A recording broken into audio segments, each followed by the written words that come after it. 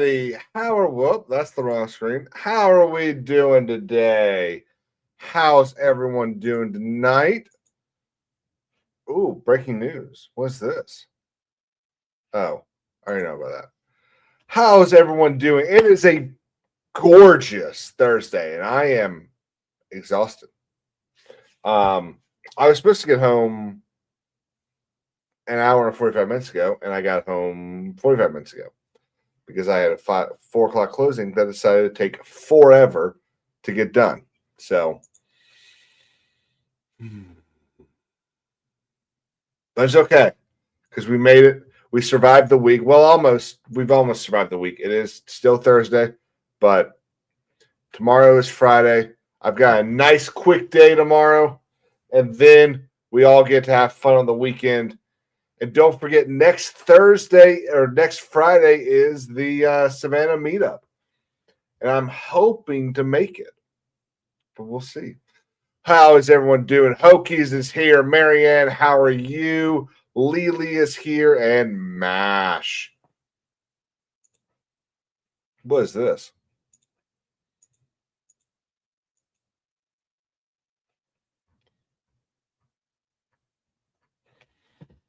What is she trying to start?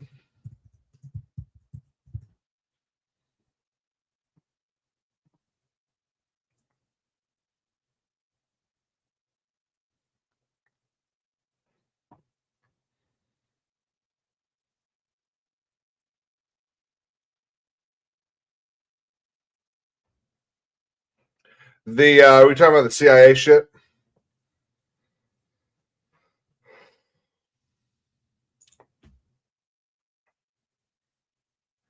Hokie says, don't break things. You should fix the news. Excuse me. Yeah. So this was kind of crazy because this was yesterday.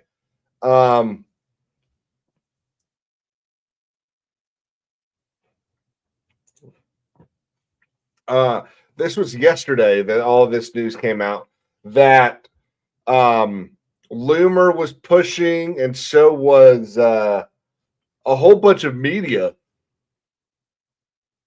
Fox News was talking about it, and a whole bunch of people took their tweets down when Representative Luna gets up there and was like, "Guys, this happened like a month ago. Why are we reporting about this now?" Now Luna has issued I don't know what you would call it, order. The House has issued an order that all documents must be returned back to DNI, Department of National Intelligence, which the CIA sits under. So I don't understand why the CIA thought they could take documents at all, because they did take them. It was just a month ago. Sean, how you doing, man? So yeah, the CIA cannot do anything on U.S. soil. They have to have an agency operating with them in order to act. So yeah, I don't know. I'm not that tired. I know Sean's tired, but I'm not. I don't know why I keep yawning.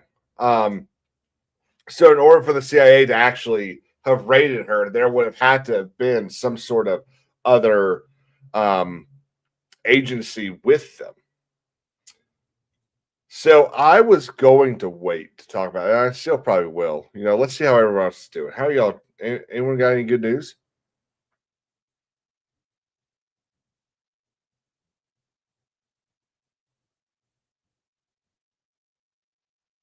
That's my dead air.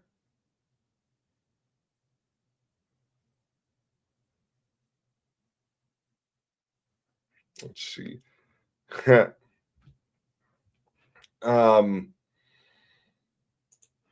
I did actually have several bookmarks this time around. So we're going to talk about what happened here in South Carolina yesterday with the Supreme Court of South Carolina overturning Alex Murdaugh's murder convictions. We're going to talk about some redistricting news, some other little stories, and then we might get to some oranges.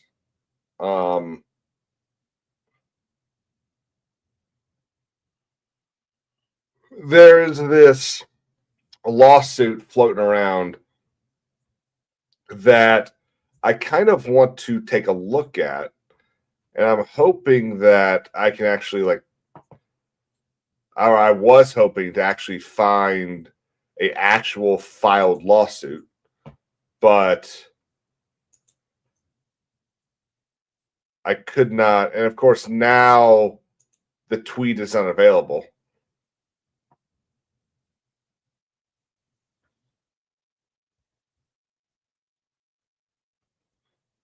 Yeah, that's the Murdaugh thing.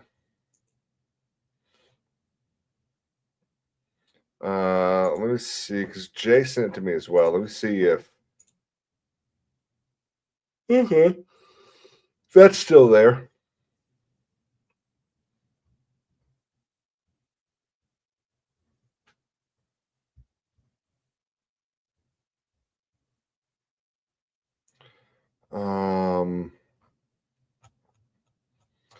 So I will say, as far as I could find today, I spent a little bit of time looking for it. There's this lawsuit that's floating around about the quartering has not been filed yet. There is no class action. And one of the things I was reading earlier was that this is supposed to be like a voluntary class. I mean, it's not really the way classes work. But we'll get to that. We'll get to that. Let's look at Alex Murdaugh.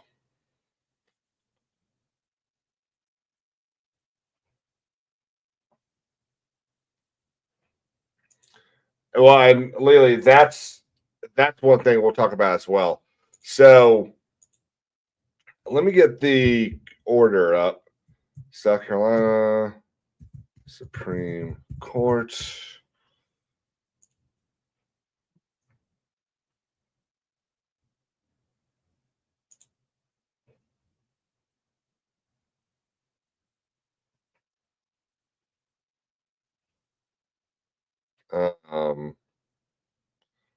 Oh, I guess they're not really orders, are they? They're opinions.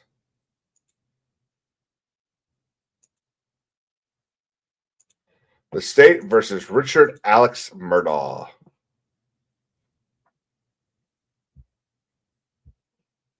So, if y'all are not aware, Alex Murdaugh was an attorney here in the state of South Carolina.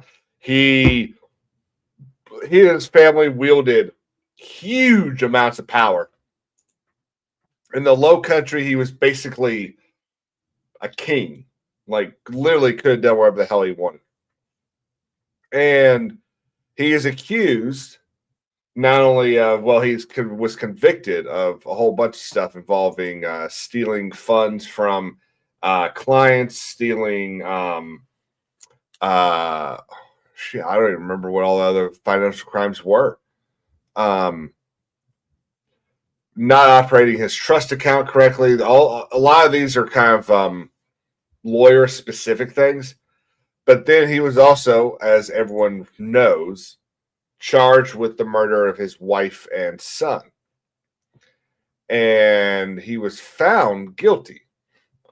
He appealed, and his appeal made it all the way up to the Supreme Court of the state of South Carolina, saying that there was inappropriate dealings between the clerk of court. I think she was the clerk of court, wasn't she?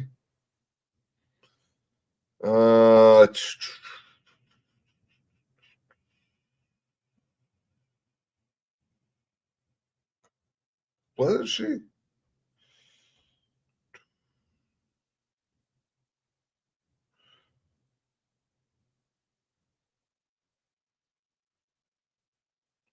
Hang on.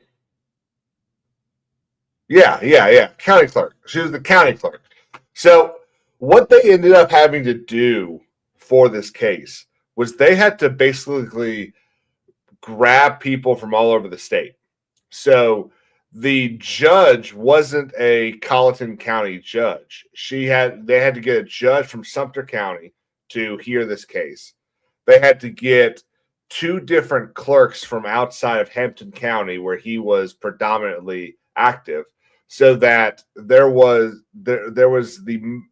a huge attempt to have a non-bias hearing.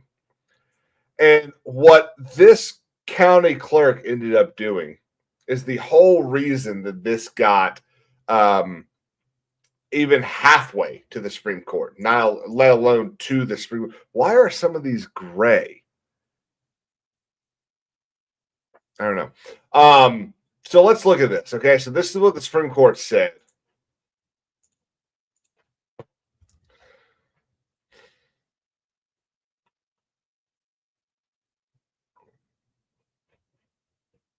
Trying to see if I know any of these people.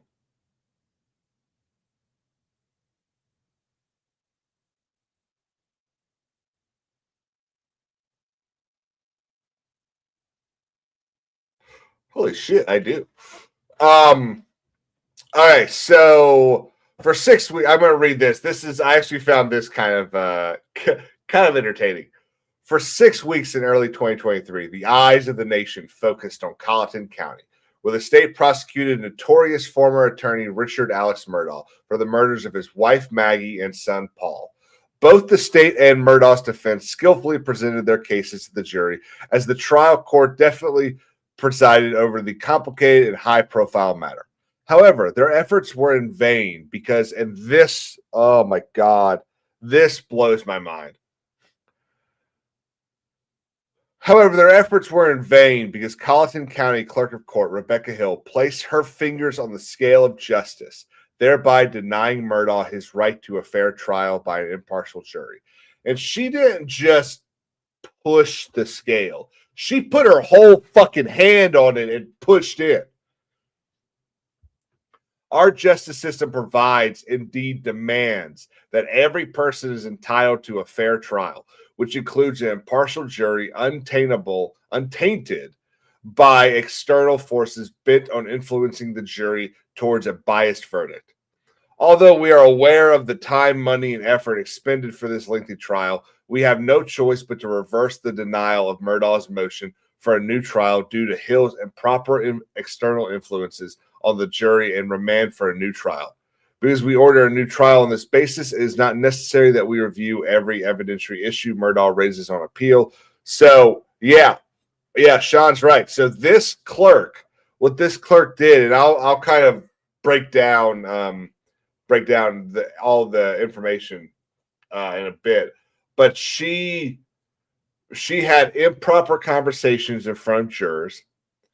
She had a huge bias, and it was found that she did a whole bunch of this stuff in order to ensure that she would get a book deal. So she told one of the damning pieces of evidence in this was she told the other county clerk that was working on this from Barnwell County, told her that, hey, I'm going to write a book about this. And I really hope he gets found guilty, because that will really help really help the ending for the book.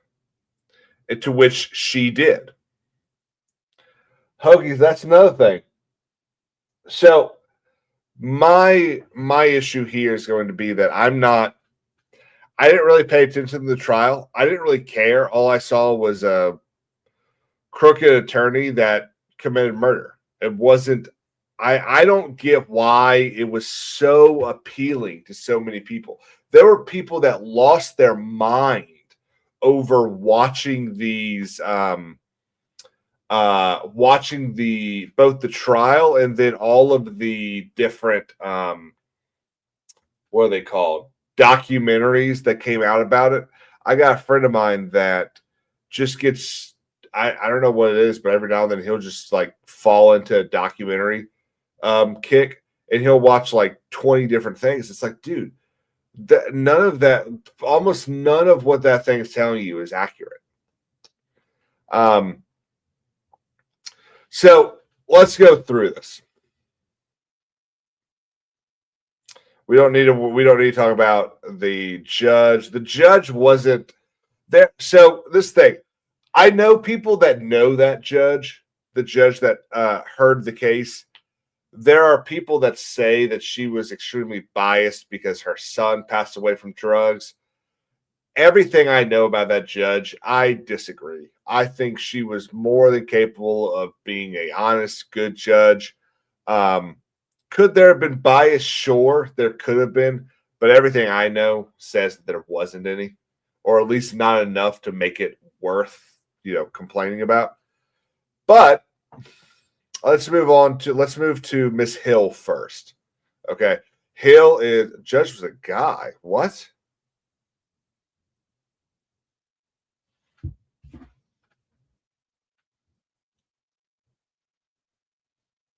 Hold, please.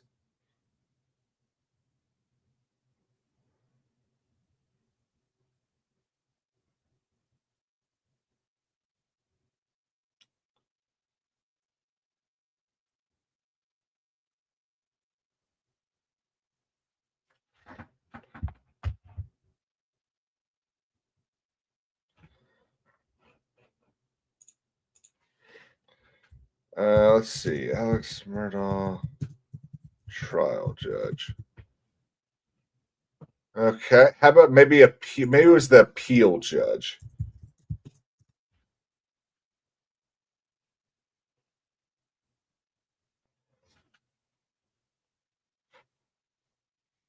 It was an old black guy.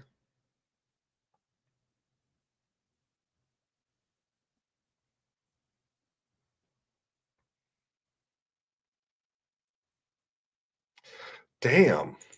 Maybe I don't actually know anything.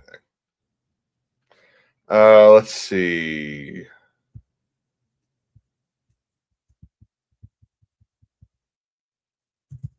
Court of Appeal. Oh shit. Sorry. Um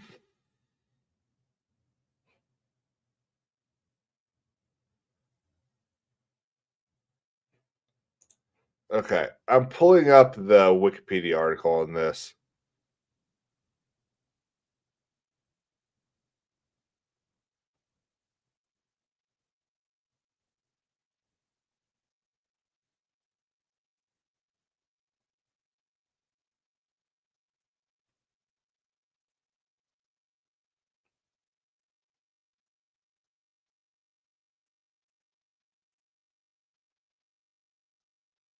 No,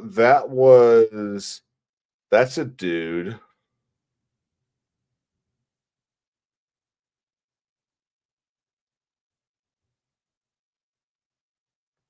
It wasn't her because she's the former justice.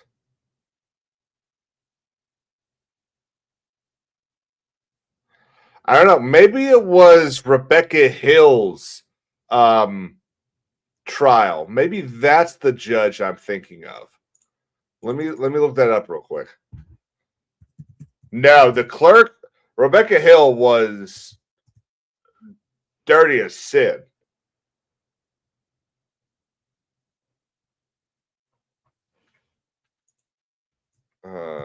Trial.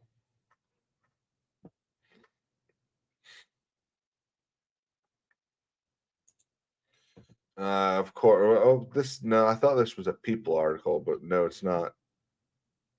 No.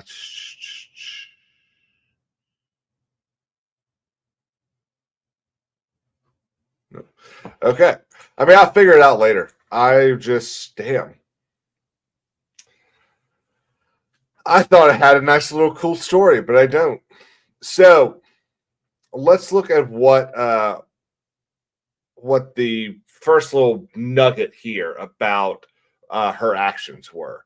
So they got all the Murdaugh's appeal team got these affidavits from the jurors that basically said one said that they heard stuff from Hill and that her comments and pressure from other jurors made her decide to vote guilty, which means it was an improper verdict, because the judge is very clear when he asks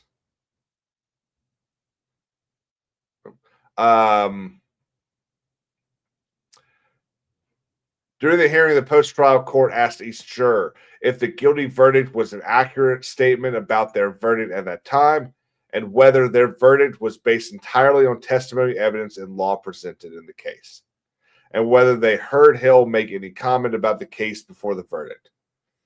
Juror X had testified that he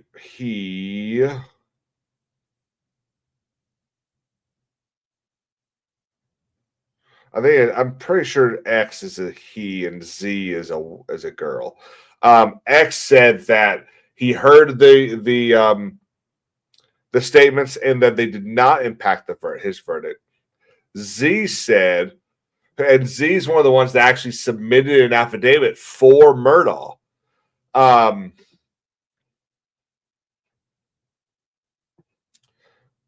When asked whether she heard, whether she heard Hill make any comments of the case, juror Z responded that Hill said to watch his actions and to watch him closely. Z added that Hill said more, but she could not remember anything else. Z explained Hill's statements influenced her finding Murdaugh guilty because, quote, to me, it felt like she would made it seem like he was already guilty. At the state's request, the post-trial court questioned juror Z about her affidavit, addressing each paragraph in turn, yada, yada, yada, yada. Toward the end of the trial, after the President's Day break, but before Mr. Murdaugh testified, the clerk of the court, Rebecca Hill, told the jury not to be fooled by the evidence presented to Mr. Murdaugh's attorneys, which I understood to mean that Mr. Murdaugh would lie when he testifies. She also instructed the jury to watch him closely immediately before he testified, including to look at his actions and look at his movements, which I understood to mean he was guilty. Imagine that. Imagine having an officer of the court speak to a jury in general, but then also speak to them and tell them that the person they're supposed to be deciding guilt and innocence on is guilty. Like, this is so out of bounds.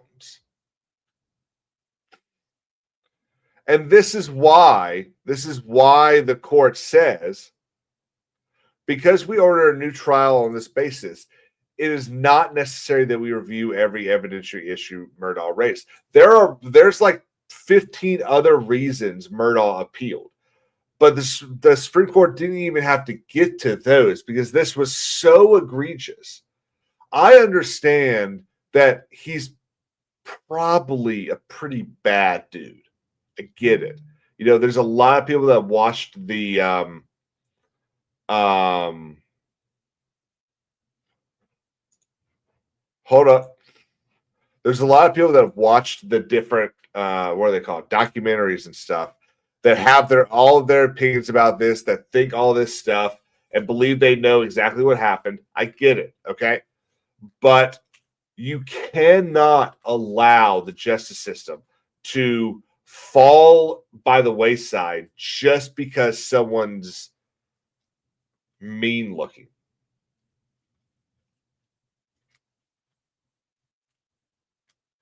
Like, we cannot sit here and let Fourth, Fifth, and Sixth Amendment rights just disappear. We may get to that shit. We may get to that. Okay. We're talking Murdaugh right now. Hang on one second. The U.S. moves to indict former Cuban leader Raul Castro over 1996 drowning of 2 civilian planes that killed 4 Americans. Oh, that's the wrong button. Oh my God. I do not want to see my face like that. Interesting. This is interesting because the whole reason behind the Maduro. Thank you. It's going to be a shit stream. Thank you, Sean. Downing, not drowning. The whole basis for the Maduro raid was that he had been indicted by the federal courts in New York. That's what made it legal. Now, we already know, and I think I got a thing here. The CIA confirms a meeting in Havana between spy chief John Ratcliffe, Raul Castro, and Alvarez Casas, who is the Interior Minister of Cuba. So, what the fuck's going on? Bay of Pigs 2.0. Damn, when that. And I tell you what, Raul Castro, he used to be in charge of Cuba's Major League Baseball system.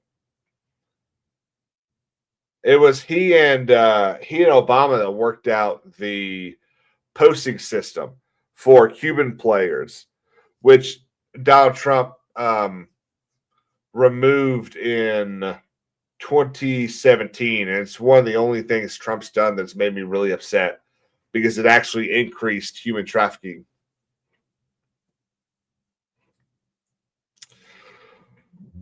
Horror, that's a good point. There's going to be a lot of issues, and the Supreme Court takes that up much further in the thing. I'm going to get to that in just a bit, but they take up how, or they inform the lower courts how they're supposed to deal with some of this evidence. Because remember, one of the things they did was they confiscated all of Murdaugh's guns, and then they paraded them through the courtroom. It's like, just because I own weapons, just because I own guns, doesn't mean I'm guilty of killing someone. Now, a second trial waives any double jeopardy argument.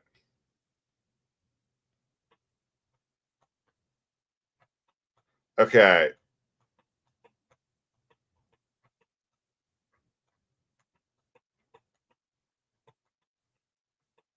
Let's see. Damn, they cite a whole lot of cases.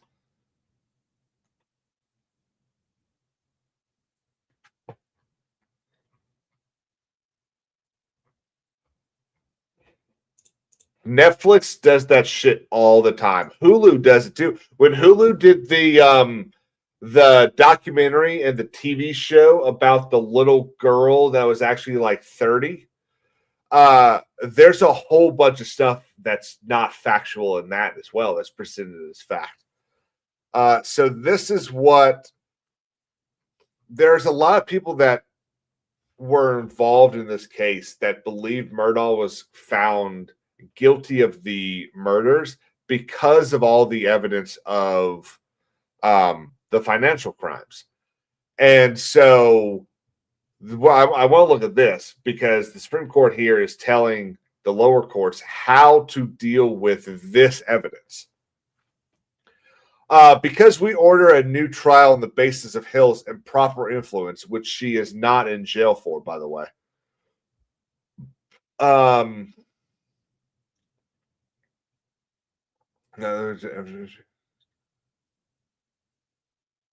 We elect, however, to offer the trial court on remand the following guidance regarding the admissibility of evidence of Murdaugh's financial crimes. At the time of the trial, Murdaugh had been accused of and indicted for numerous financial crimes. During his testimony before the jury, Murdaugh admitted he committed the financial crimes, although he had not at the time been convicted of anything. After trial, he pled guilty to the financial crimes in both state and federal court. He was sentenced to a concurrent 27 years in state prison and 40 years in federal prison. Okay, so I forgot it was federal and state crimes. Okay. The state sought to admit evidence of these financial crimes during Murdaugh's murder trial for the purpose of showing his motive for committing the murders. The state filed a pretrial motion in which it argued the evidence demonstrated Murdaugh accrued substantial debts over a period of years, and to cover those debts began engaging in illicit financial crimes involving the theft and misappropriation of money from his clients and his own firm. That's a big no-no.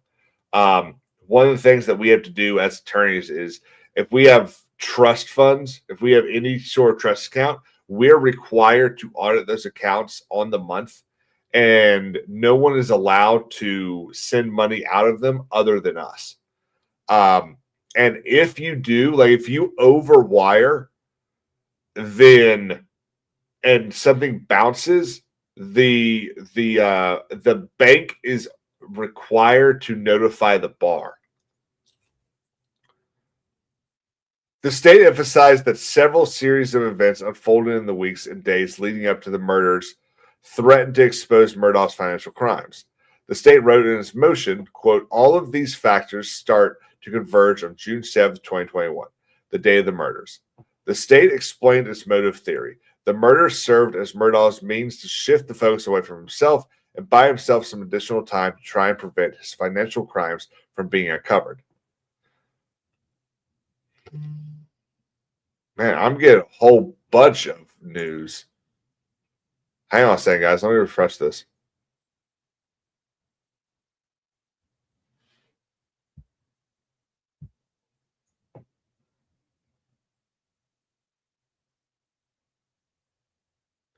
The U.S. just extradited the top Tren de Aguirre leader, Jose Enrique Chugui Martinez Flores, from Colombia. Cool. Bury him. Bury him. During various breaks in the course of the trial, the state presented the testimony of 8 witnesses. Let's see.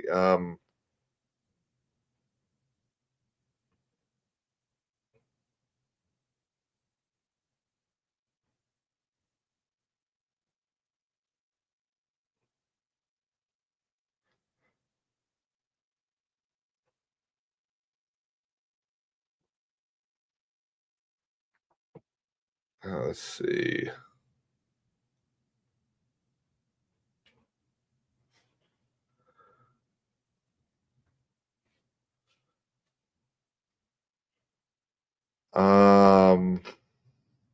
We agree with the state that evidence of Murdaugh's financial crimes made the state's theory of motive more probable. Thus, we find the trial court acted within its discretion in finding the financial crimes evidence was relevant under Rule 401 and admissible under Rule 402. The more difficult question is whether the trial court should have excluded all or some of the financial crimes evidence pursuant to Rule 404B or Rule 403. Let's see.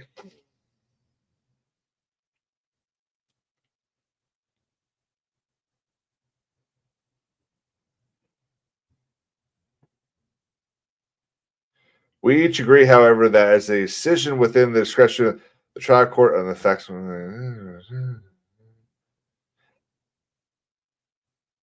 So, okay. Let me see if I can understand this.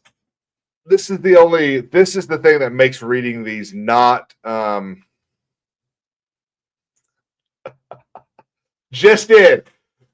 Gina and Rousey fight called off because random YouTuber tripped Ronda Rousey at an amusement park. Got it. If there's anybody that makes like silly little news, I know Tree Beer Bar Bear, whatever his name is, does the little pictures, but if there's anyone that does like fake news stories about them, that one right there.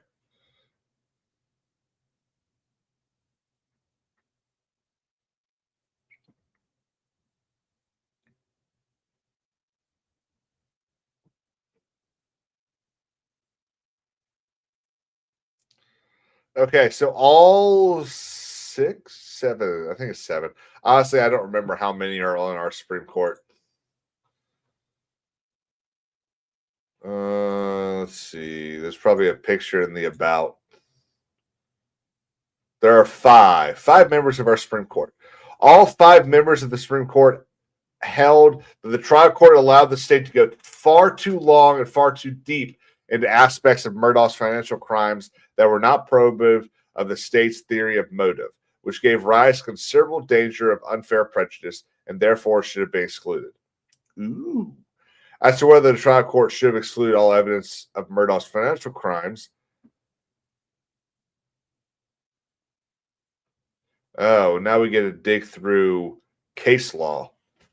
Man, this was the boring part about law school.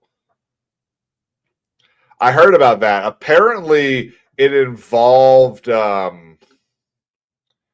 who was it?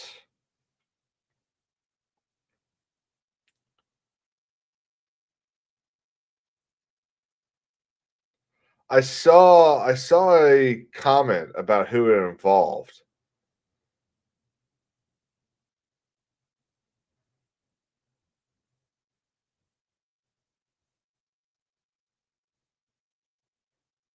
Fang.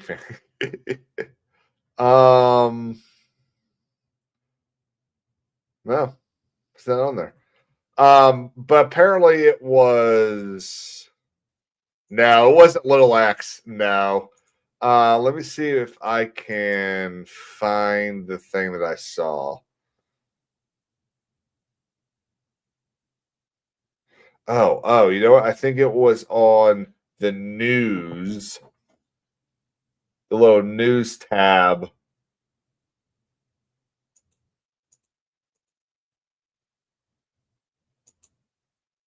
Nope. Nine Nunca Niet. No.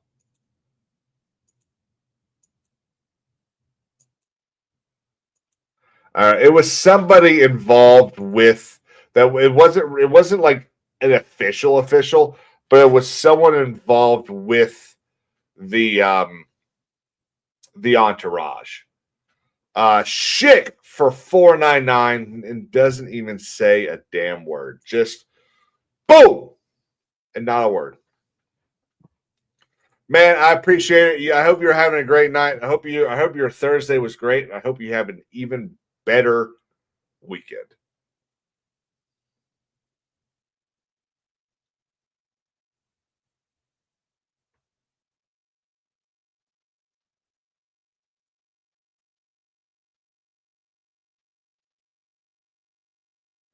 Oh my God.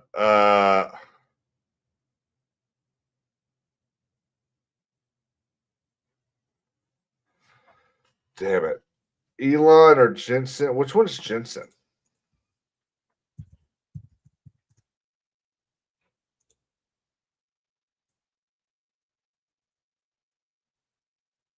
Oh, Nvidia? No, it wasn't. It wasn't one of them. It was like fuck. Let me see if I can find it. Secret Service China.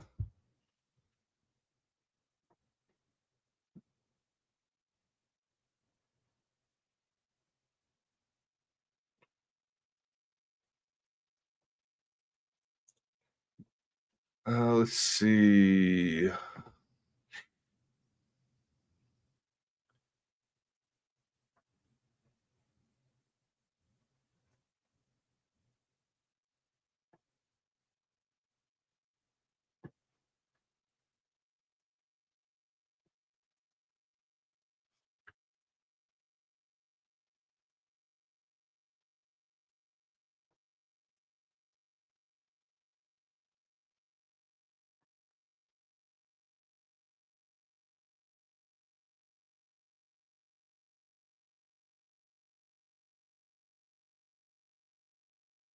Oh, this is what it was. So it was, from what I could tell, it was like 2 different scraps. One was the Chinese Secret Service would not let the U.S. Secret Service into the meeting. Even the forward guard of the Secret Service wasn't being let in. And that ended up with one of them taking his gun out and ready to charge the line for the president. The other was there was an altercation when one of the Chinese Secret Service guys was like moving away or something, and he stepped on one of Trump's aides or someone's aide. I don't know if it was actually an aide for Trump, but someone's aide. And he fell over. There was a whole, what's going on? And there was concern that something was happening there. But no, everything that I've seen is that they've ironed out everything and they're all okay. All right, so let's see if the conclusion states it better.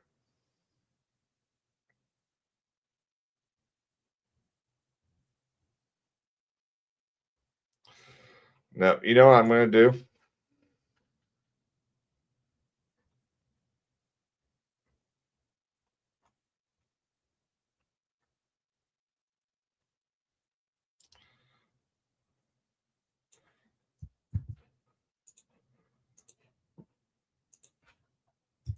Explain this like I am 14 years old.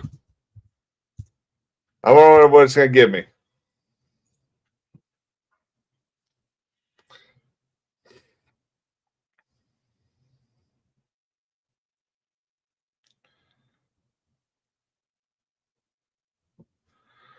Let's see. Holy shit. So they spent 12 and a half hours bringing in witnesses and tons of details about all the stealing. They talked about him stealing from a disabled person. Okay. Yep.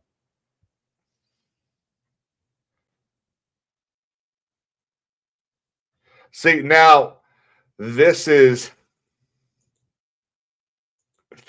y'all probably seen a bunch of those posts about these law firms, these $1 million, like 3,000 an hour attorney law firms getting in trouble using Claude and Grok and ChatGPT, just throwing out bullshit. These AIs, which aren't actually intelligent, they're just long language models. They're good for like 2 or 3 things. I've talked about this in the past, talking about how, I use them in my job, but I use them like, hey, what does this one thing mean? Not, I'm doing this. Give me an entire 82-page brief that says why I'm right. That kind of stuff doesn't work because it doesn't understand the intricacies. And this is one of the main reasons attorneys even still exist to this day, that the layman and the AI do not understand the intricacies of both rules of court or of the requirements of different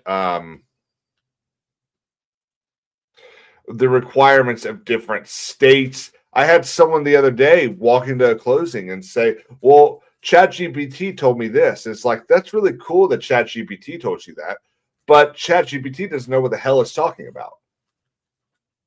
And Hokies, exactly. So that's every single time the court has sanctioned one of these attorneys over it, it's not because they've used it. It's because they've refused to do even the bare minimum of checking. It's kind of like if I'm a senior partner and I tell my associate, hey, go write this up and hand it to me, and then I submit it. If I put my name on it, I better damn well know what's in that packet. And too many attorneys are not checking. They're not doing the work that they should be doing.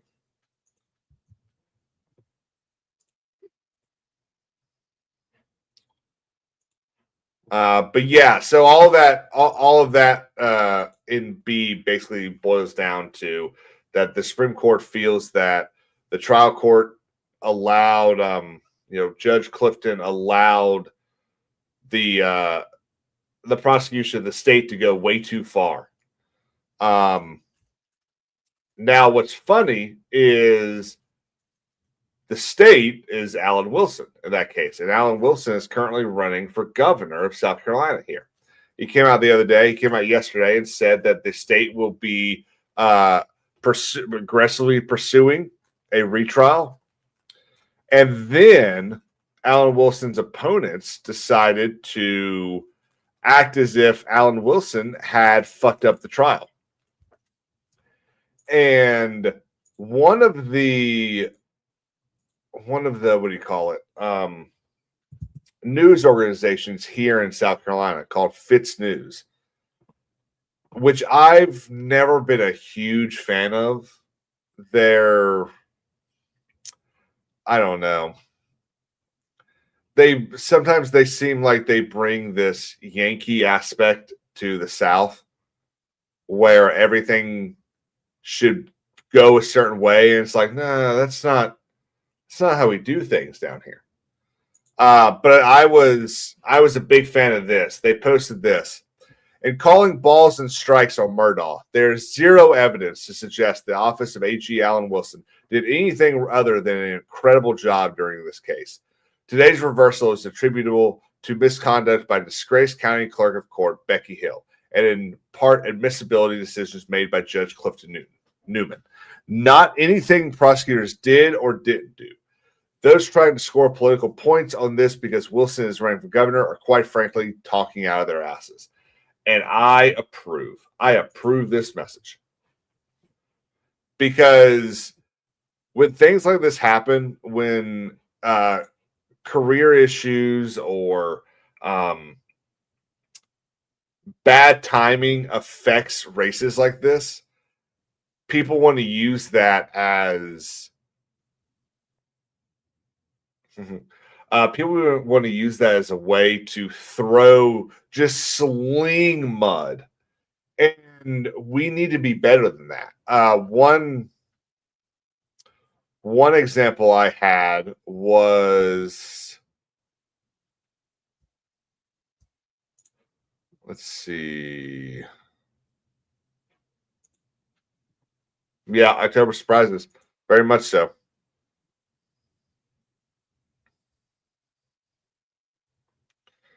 Hey, that's a hat. Oh, cool.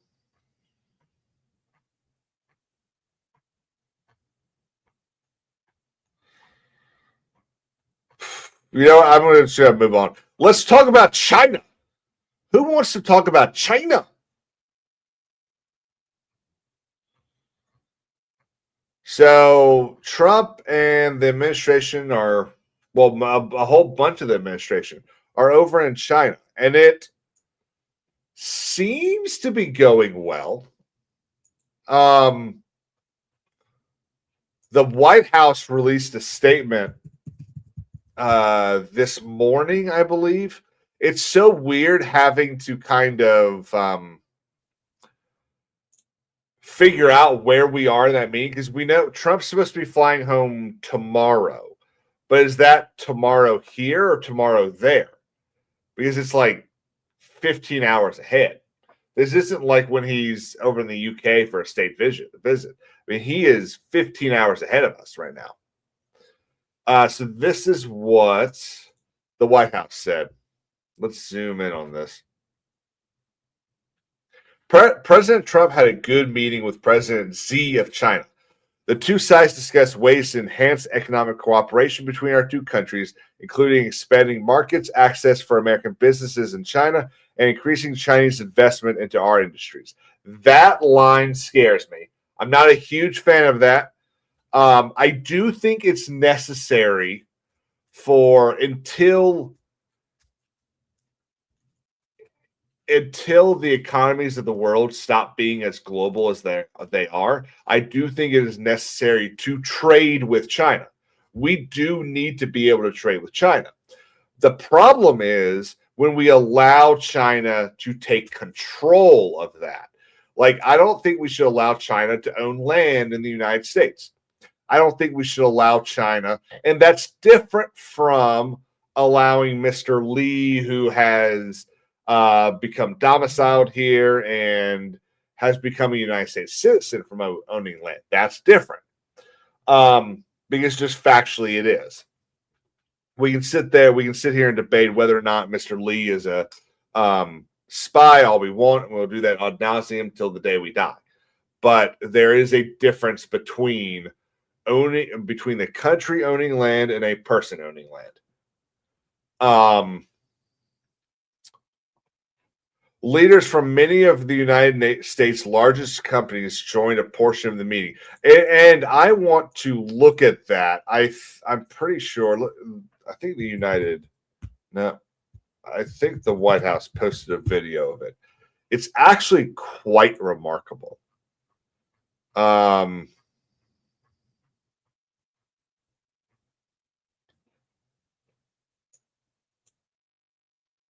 That is something else. The golf course.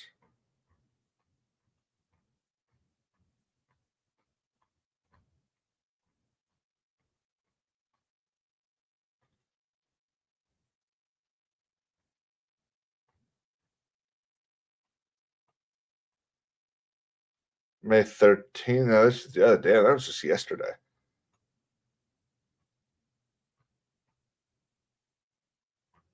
Anti-fraud.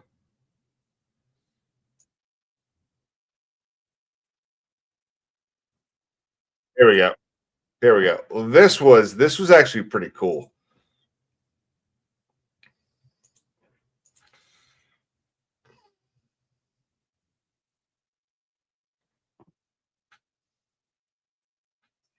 Tick tock, tick tock. Jeez.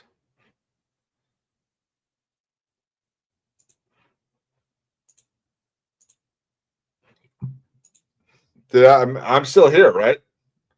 I lost the internet.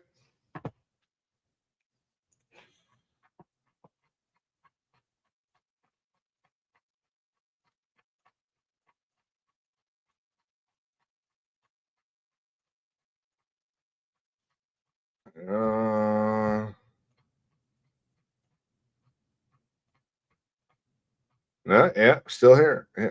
I mean, I don't know why this video isn't working. Okay, let's share it now.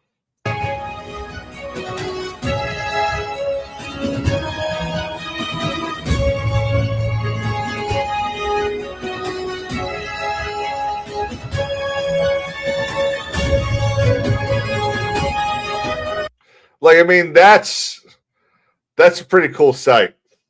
So right behind him, so there's Eric Trump. There's the NVIDIA CEO.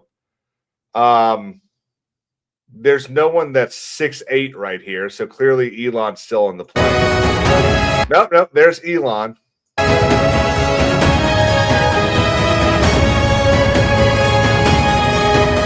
But like, that's such a power move. Y'all saw the list of the people that are on that plane, right?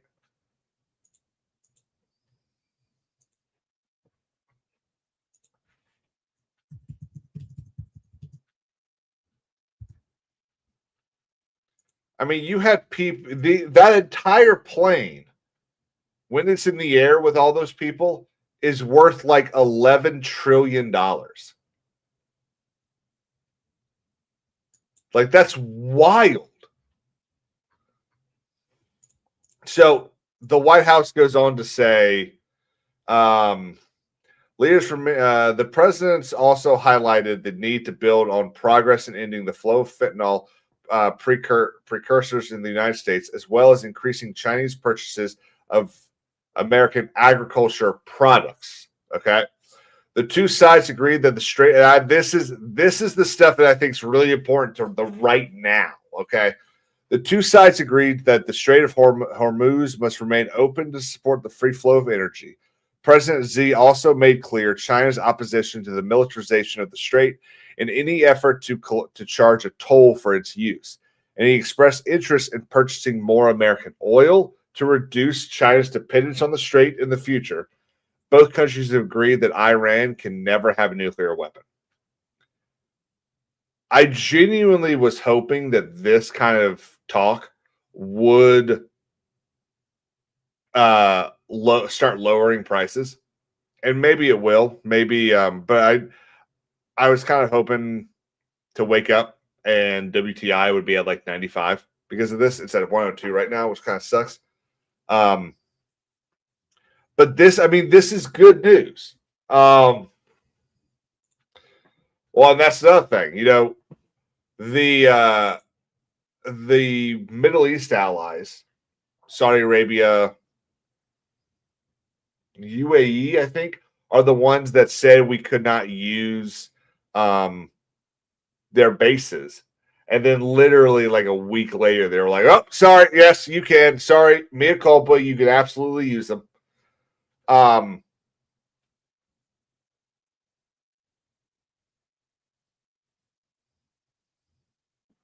And then the other thing that I think is interesting, and I don't know if this is, well, I don't know, but the White House has, or at least Trump has said several times over the course of the last 12 hours, state what Z said, statements that Z said.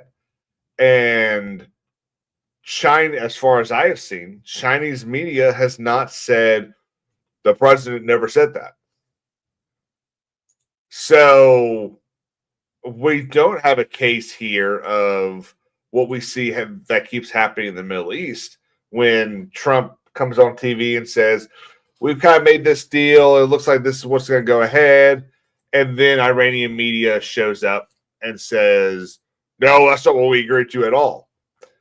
And partly because you've got the people in charge of the Iranian media over there that hate the idea of, you think he prefers President Pooh Bear? That's hilarious.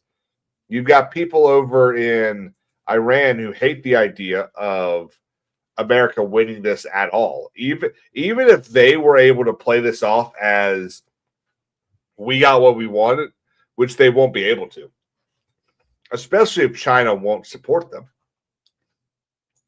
To wit, let's see if I can find this.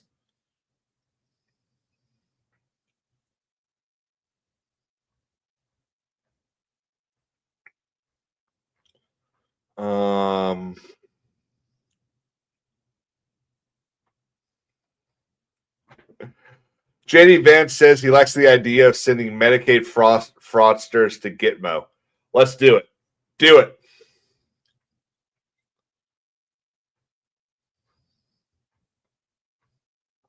Where was this? So he said it on. Oh, has anyone watched the things that Brett Baer did while he was over there? The like walking backwards and talking. That's pretty impressive. I was pretty impressed when I saw him do it. But I saw this. President Z would like to see a deal made. He said, if I can be of any help at all, I would like to be of help. Anyone that buys that much oil has obviously got some kind of relationship, but he'd like to see the Hormuz Strait open. So that would be, I think this is the biggest, like, I don't know. I don't know how to describe it. The biggest hammer we have right now is, assuming this is accurate and assuming Z, I'm going to call Pooh because that makes me saying Z makes me feel like I'm talking about some tranny. Assuming that Pooh is not lying, if China calls up Iran and says, "Hey, stop fucking around," I mean, shit, you got two of the largest superpowers telling you to shut the fuck up. I feel like you gotta listen to them. But I would love to see something get done in the next month or next week, honestly.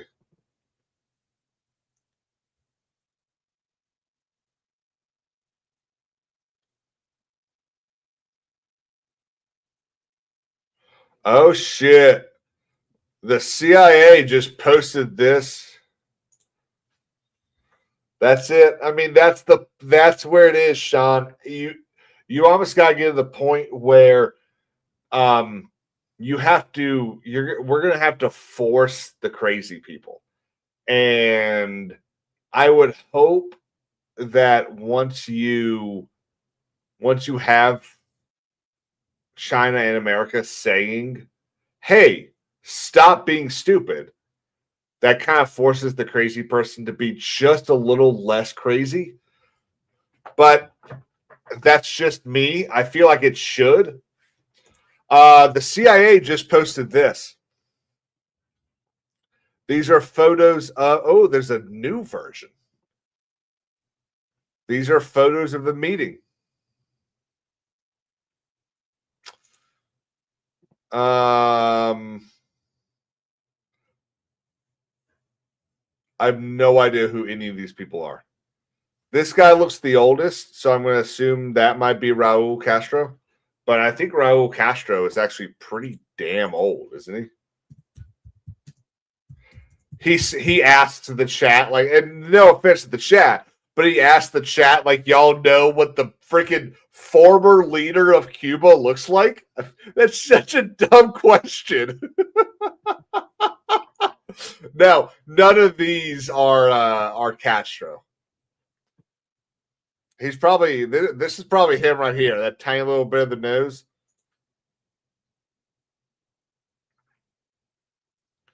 Okay, well, there's a badge right there, so that's why their faces are blocked. But those are probably CIA agents. Because you don't block Secret Service wouldn't need their. I mean, they might, but I can't see how they would need them. Yeah, that's. I mean, that's the tweet. That's all it is, right there. I mean, that is pretty cool. That might be Raul right there.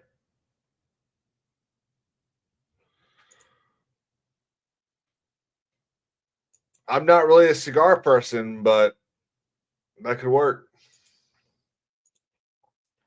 But I mean, this is a lot of shit going on.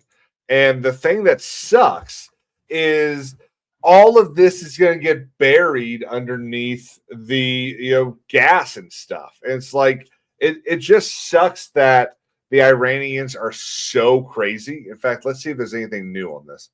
It just sucks that the Iranians are so crazy, or at least the IRGC, that they're unable to get to the table and be honest. Like, I get kind of wanting to sit there and say, look, I don't want to be able to take the ability to create nuclear power off the table for our country for 20 years. I get that. And if they were really honest about that, and if they genuinely just wanted nuclear power, maybe there's a deal to be made there. But if I recall correctly, you can do nuclear power with 20% enrichment. But they're claiming to be able to get up to 90% already. Well, if all you care about is nuclear power, then why do you need to project that you can do 90%? I'm going to see what Twitter gets me when I search Iran.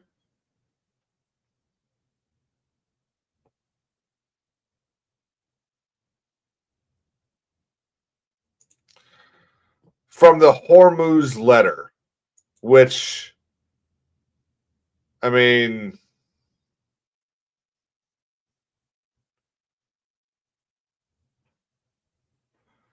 might just be some crazy little attempt to be important.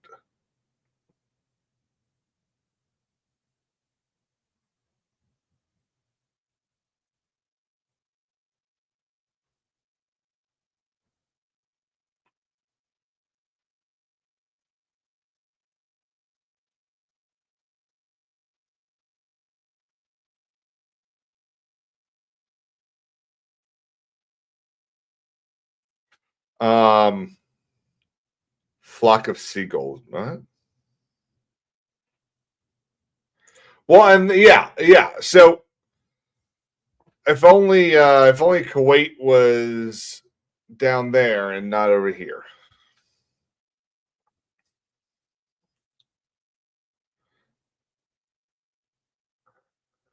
But I mean, so this is the biggest news that I think came out of, at least that I saw, that I think came out of this whole meeting. President Trump says China's President Xi told him that China will not provide military equipment to Iran and expressed support for a peace deal. Trump also says the President Xi has offered to mediate tensions in an effort to reopen the Strait of Hormuz. I think this is probably because that look, Pakistan can sit there and say all they want, but at the end of the day, they're fucking Pakistan. Who gives a shit? Like, you can't tell me Iran is afraid of Pakistan. And the only way to get an idiot, the only way to get a zealot to shut up and listen is to get an even bigger bully in there on the other side. So I have hope. I have prayers. I pray every morning that this shit gets fixed. It's a little nicer of a prayer than that, but yeah, I pray every morning about it.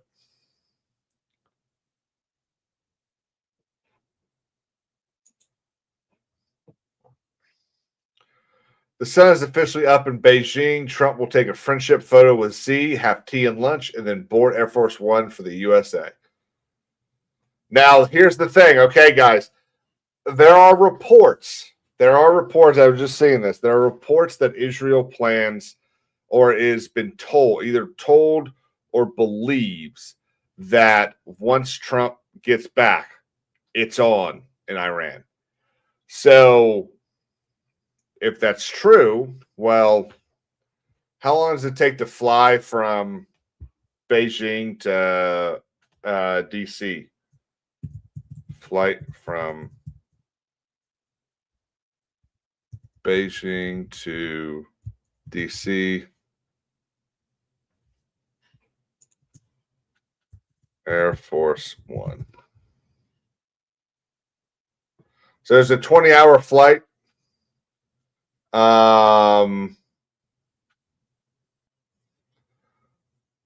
So about this time tomorrow is when I think he'd probably be arriving back home. So let's pray that that everyone kind of stays calm and doesn't do anything stupid for 35 hours, and then we'll probably be home. But you need them to calm the fuck down, and I don't really see that happening.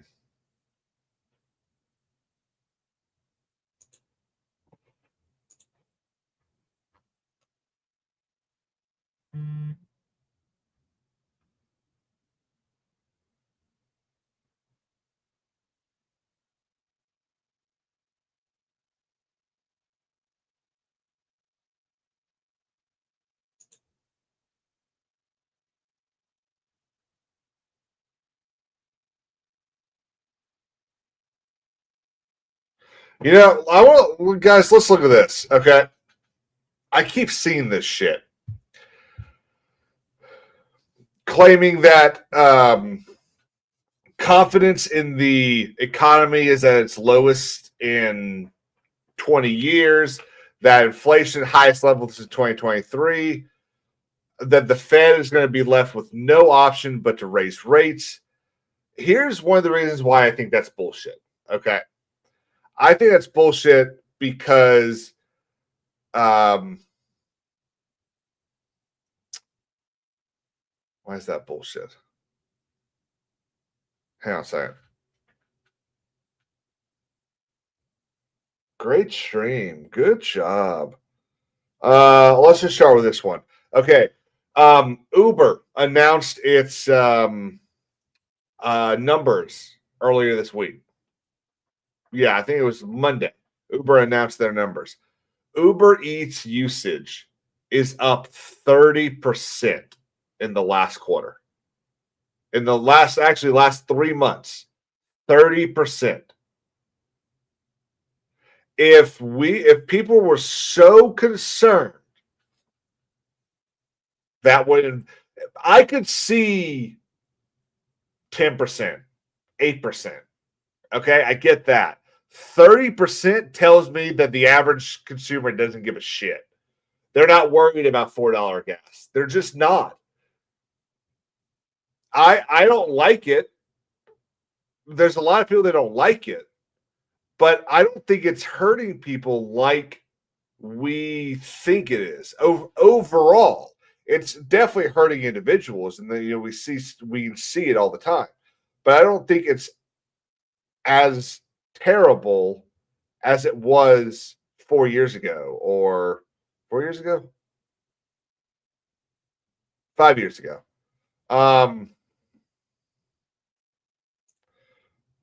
The posted her Whole Foods delivery. I did not. Now, Stephen, individuals, absolutely. Absolutely. Like, I'm sitting here thinking about how I have to get gas next week, and I hate it. I'm genuinely not looking forward to it. But it is not keeping me from being able to, like, if I wanted to get Uber Eats right now, I could. If I wanted to go down and do something, I could. And that's the case that a lot of people are finding themselves in, that they hate it. They're not happy they have to pay more for gas, but it is not causing the downturn that I think most fearmongers said it would.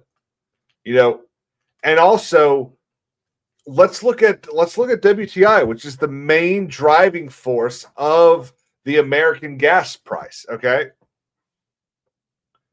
So this is sort of disgusting. Okay. Let's look at this. This is the last year. Okay. This is gross as hell. Okay. And Trump has got to fix this, because this is the first fight. I mean, this is shots fired. $67 a barrel. It's now $101 a barrel.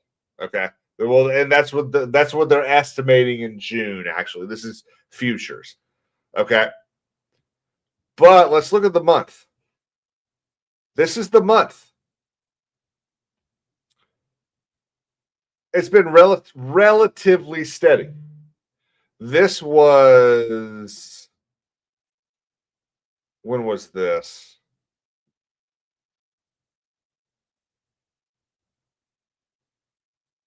I'm trying to remember which one. This is the one that the DOJ is actually investigating. Remember, y'all heard about how like $700 million were made in like 3 hours that one morning? That's what this dip is.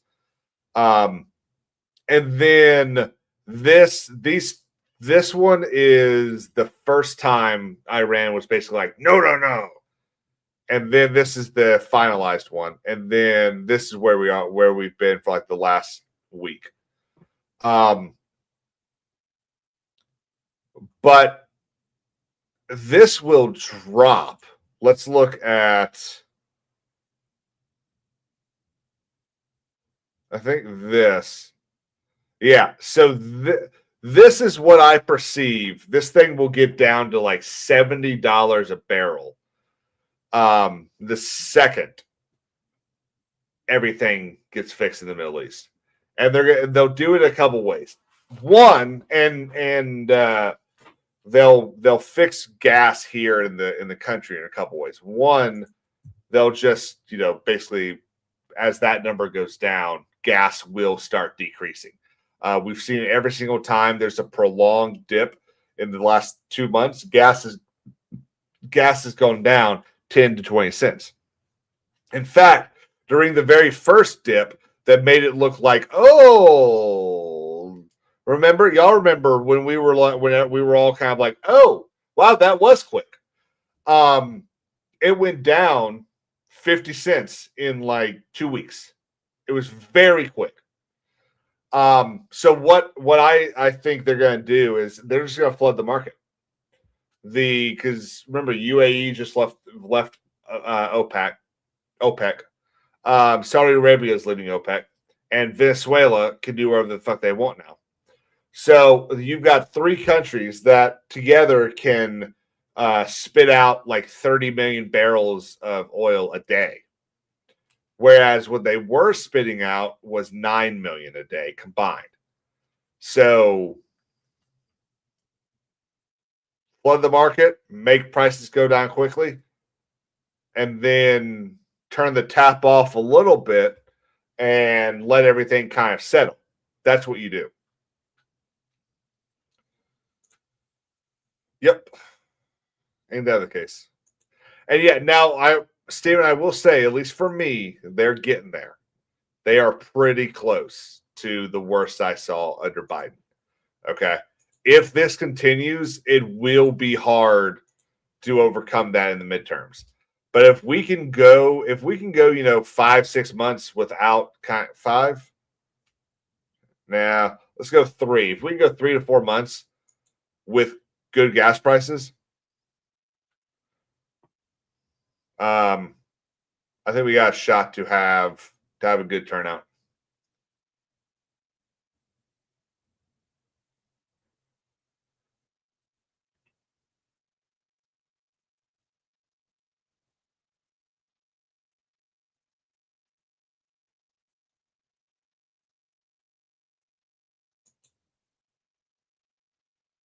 Let's see.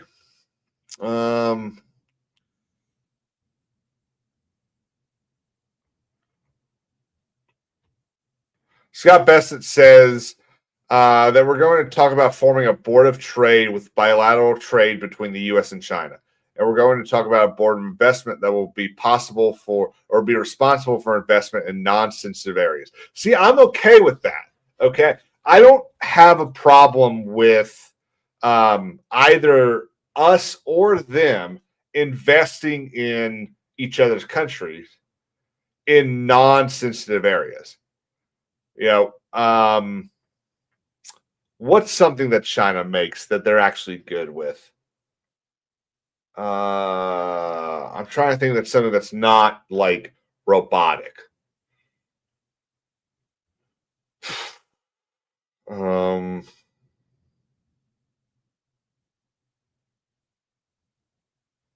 Yeah, that's a good point. Rare earths.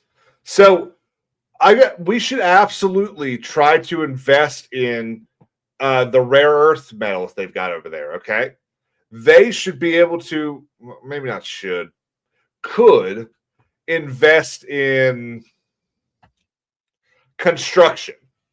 Okay. But whatever their investment is, and I would say they should do the same, whatever anyone's investment is, there should be oversight, because at the end of the day, we are two different countries. We're very big countries, big arsenals. We all have nukes. Look, like that, everyone should take precautions. Trust but verify. Remember, but I just, it's funny. I'm all for, and I kind of like the idea of isolationism, but it's also 2026. That's just not possible. You can't be isolationists in this world anymore. So Pat was COVID. You're not wrong. You're not wrong. But that's also because you had a snake, a Fauci. Whole lot of shit with that. Holy crap.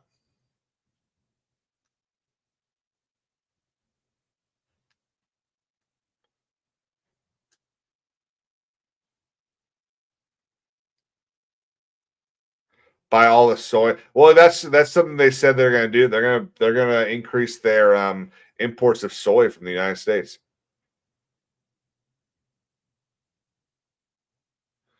The Israeli War Room says Trump says the military decimation of Iran is, quote, to be continued. I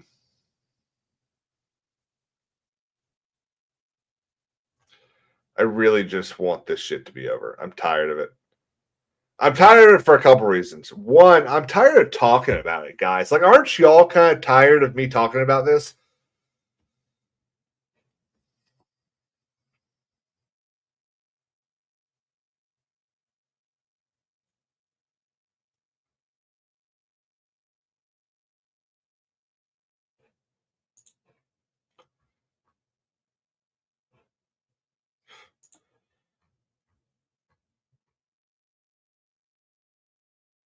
Speedboats. Um,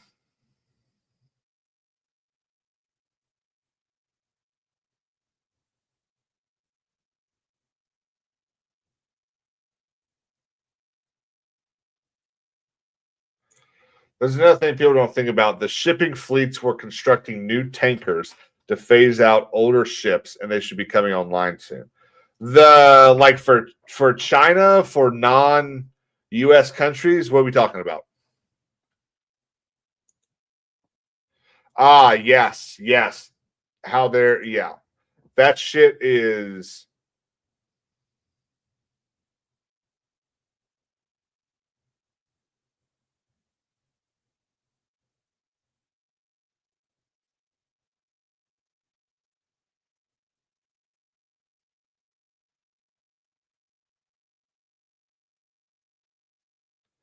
holy fuck. Well, we're going to save that for Send the Asteroid.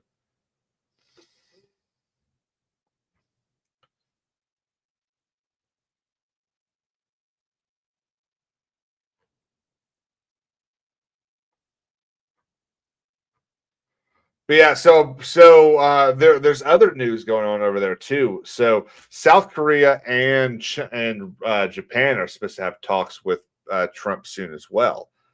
So honestly, it really would be awesome to see just a worldwide coalition just park every boat they have over there and tell Iran, "Hey, we double dog dare you."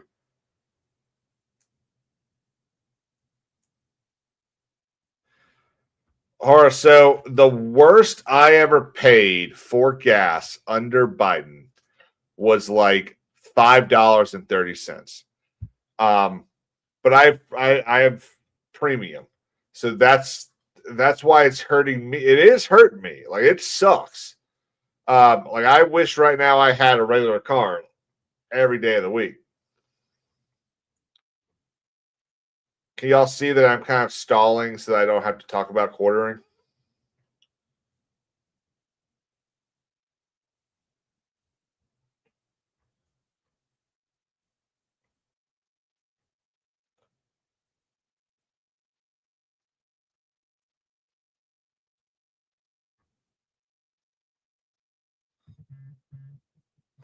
Rip the band-aid off. Is that a bike? Hells no.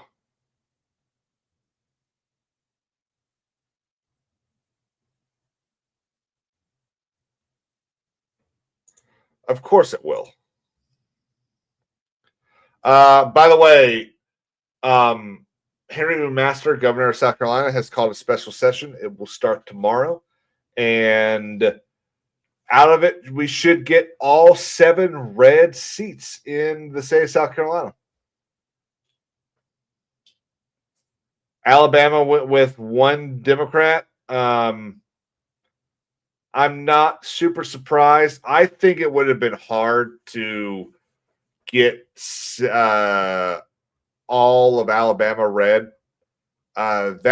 That area right there, like in the bottom of it, is really, I mean, it's really blue down there. So I just think it would have been a little difficult. Louisiana surprised me. I was surprised they didn't try to do 6 or 7. I mean,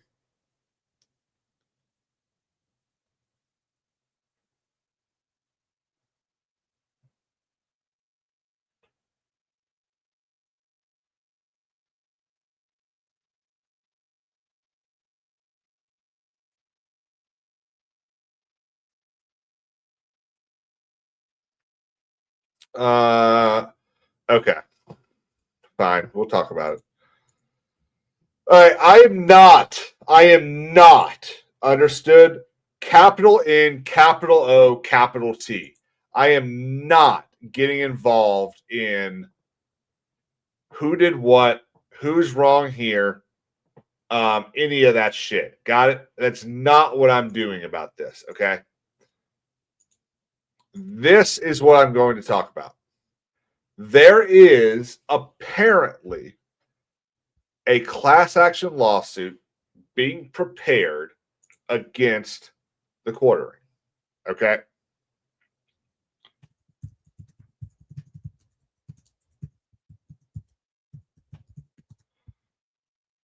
But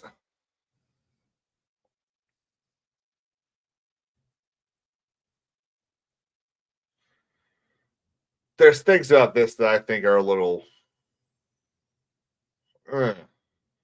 One, up here in the top left, do we see? Can we see this? Can I open this in another tab? Yes. Let's do this. Up here at the top left, it says fuck off. It says a plaintiff's appearing pro se. Okay, what that means is it means the people suing do not have an attorney. That's really dumb if that's the case. Okay, they just haven't found the attorney yet. Maybe they have. Excuse me. Maybe they have not updated the lawsuit. Who knows? All this is the thing that Jay sent me the other day while we were playing Sea of Thieves. Okay, I have not been able to find any actual filing. I even asked Grok if a lawsuit had been filed, and he said, or it said, sorry, that was weird. It said that no, there had been no lawsuit filed yet. So whether this is just, and this is kind of where my thoughts are, I think this is a oh, I really want people to like and share this tweet. That's what I think this is. I don't think this has any bearing to whether or not there's actually going to be a lawsuit.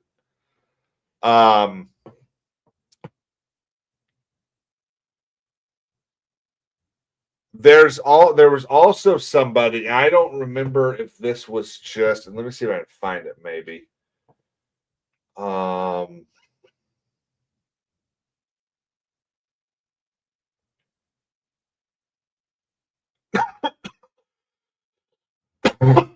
Oh my God. There was somebody saying that this was going to be a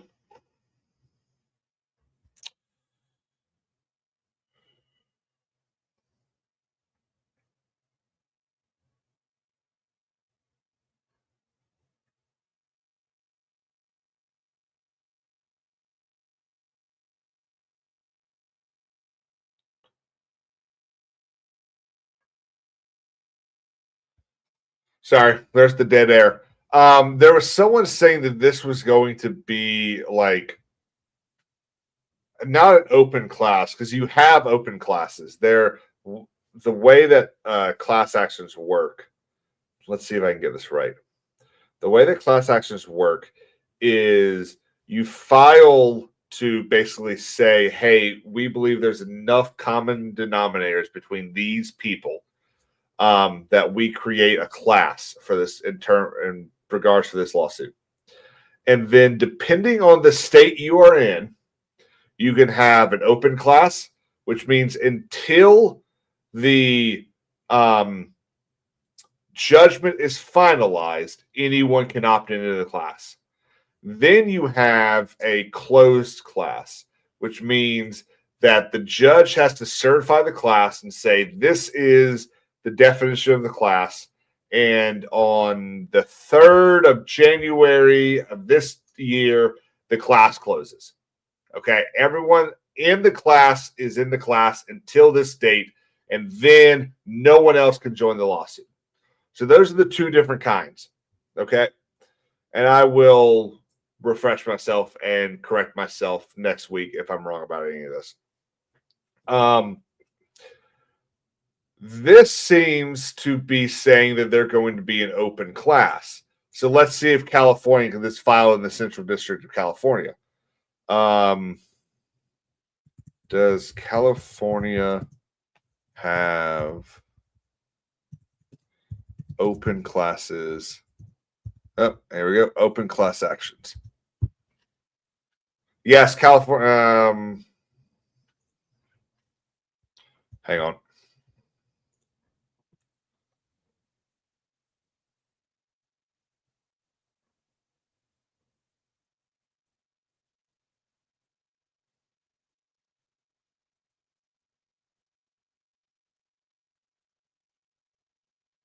Yeah, looks like California does open classes, which means it's just open until the lawsuit's over.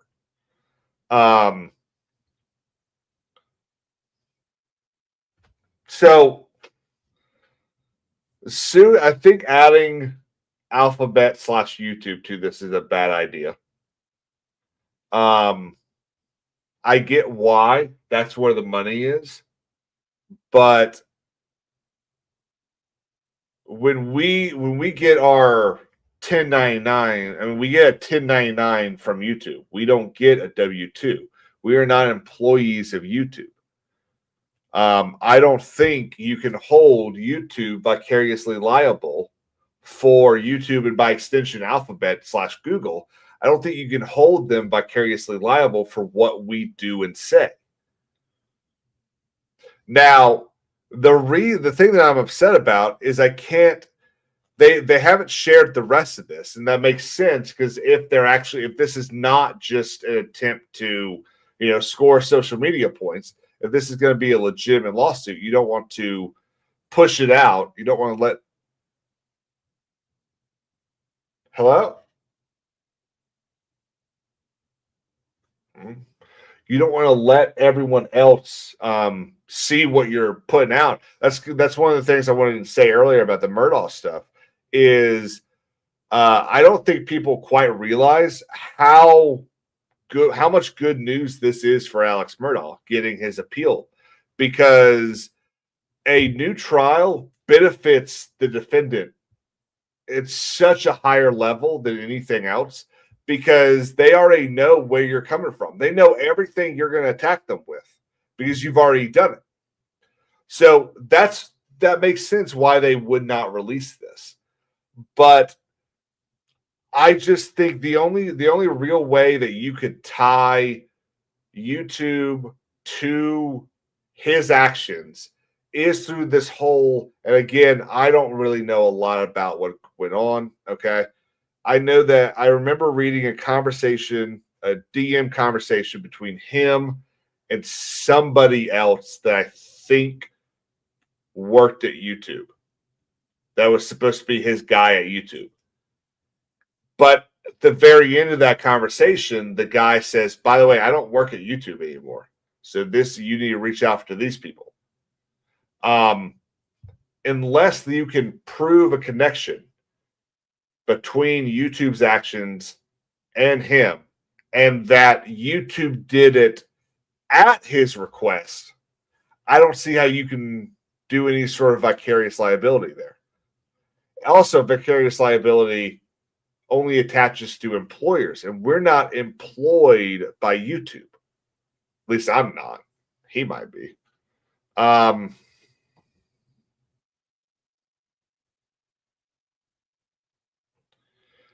Let's see.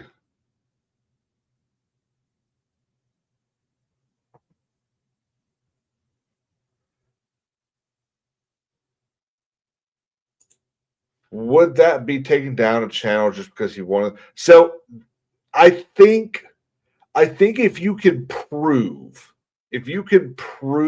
that YouTube did it, but then this is the other thing, okay? Not only do you have to prove that an employee at YouTube did it, but you have to prove that that YouTube employee did not act outside of his job description. Okay, if he acted with disregard to YouTube, then YouTube can sever any liability.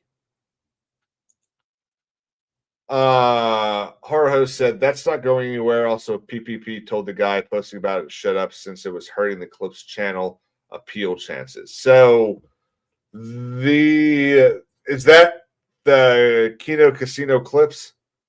Is that who Triple P is? Because again, guys, I don't know like Jack. I mean, clearly there is some stuff I know, but I still don't know like what started the whole thing. Honestly, I don't really want to know. Like, I don't care what the quartering was angry at Kino Casino for. I don't care. Jared did comment, said, I watched the original Murdaugh trial, and I'm thrilled that he gets a new trial. I do not believe he is the murderer. I know it technically doesn't matter, but in principle, I think it matters. It absolutely matters. I don't even think it's in principle. It absolutely matters. If he's not the murderer, then it is a great thing that this happened. I mean, it's a great thing either way because again, Hill violated his rights.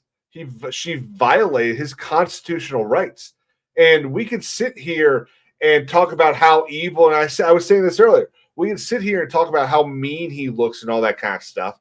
But at the end of the day, if we don't guarantee the most vile person their constitutional rights, then no one has constitutional rights. Because at some point, you are going to be the most vile person, whether it's in reality or in someone else's eyes. What I don't want is to ever come to the point where I have to hope and pray that I've got honest people on the other side of me.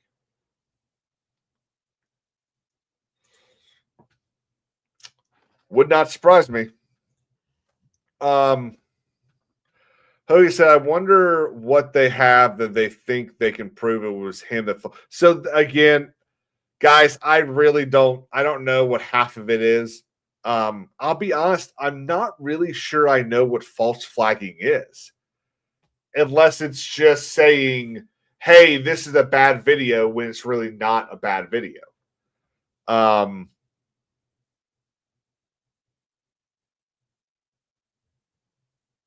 Jared, 100%.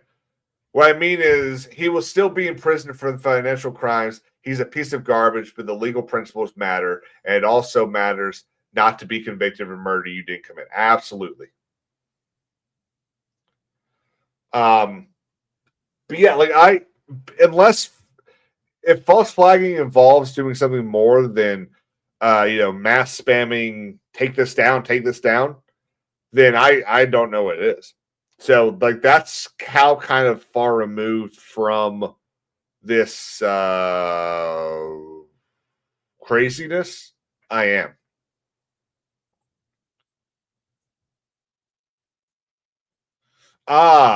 So here's the thing, though.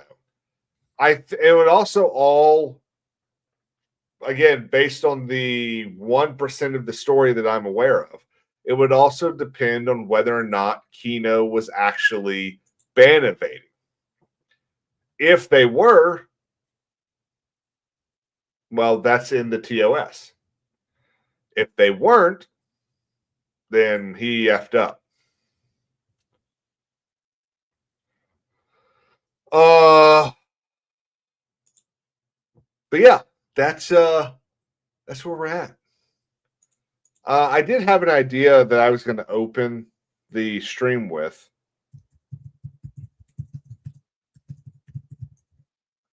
But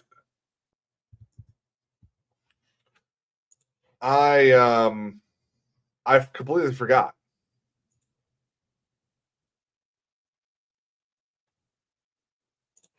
And so now I've just remembered. One of the things that's been really cool to see this week, yeah. Well, honestly, it's been like a week and a half of it, actually, has been the like surge in Southern pride stuff going on Twitter. And it's been really cool. And so I'm going to close with this.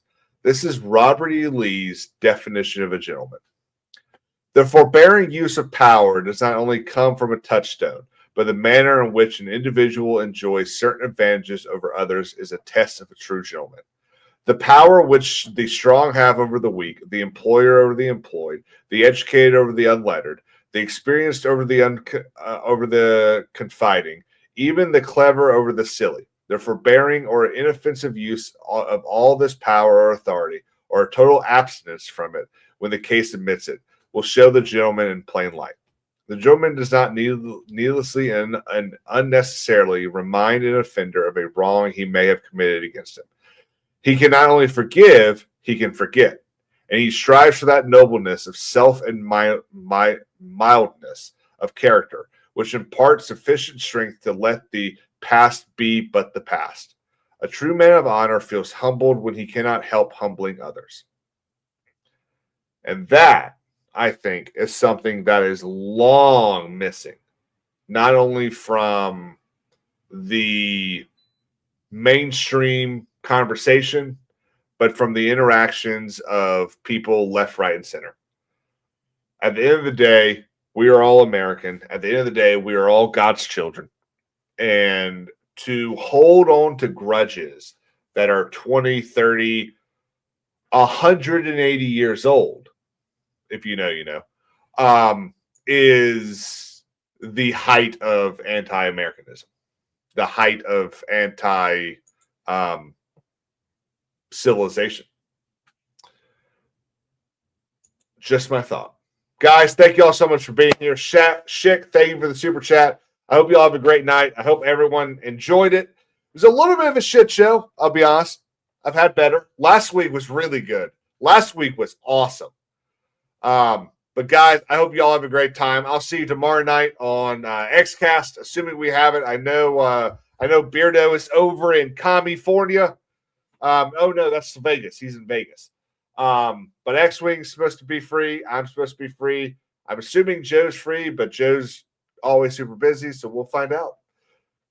Peace out.